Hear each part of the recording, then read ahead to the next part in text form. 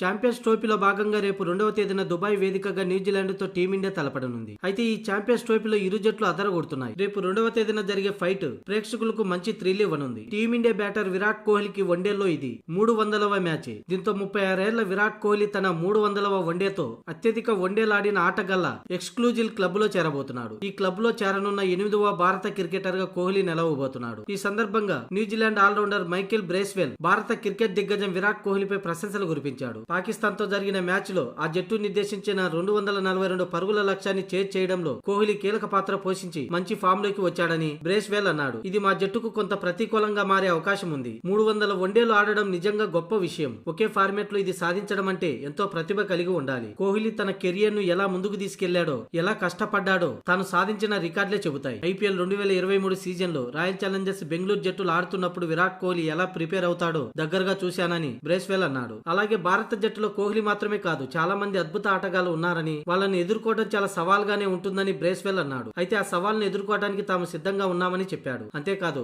తమ టీంలో గొప్ప ఆటగాళ్లు ఉన్నారని, గ్రూప్ ఏలో జరిగే భారత్ న్యూజిలాండ్ మ్యాచ్ ఉత్కంఠంగా సాగుతుందని బ్రేస్వెల్ చెప్పాడు. కాగా రేపు 2వ తేదీ ఆదివారం దుబాయ్ ఇంటర్నేషనల్ క్రికెట్ స్టేడియంలో లీగ్ దశలోని చివరి మ్యాచ్ జరగనుంది. ఈ మ్యాచ్ గెలిచినా ఓడినా పెద్ద నష్టం లేదు. ఎందుకంటే ఇప్పటికే 2 జట్లు సెమీస్ కు చేరుకున్నాయి. కాకపోతే పాయింట్ల టేబుల్లో మొదటి స్థానం కోసం తీవ్రంగా పోటీ జరగనుంది.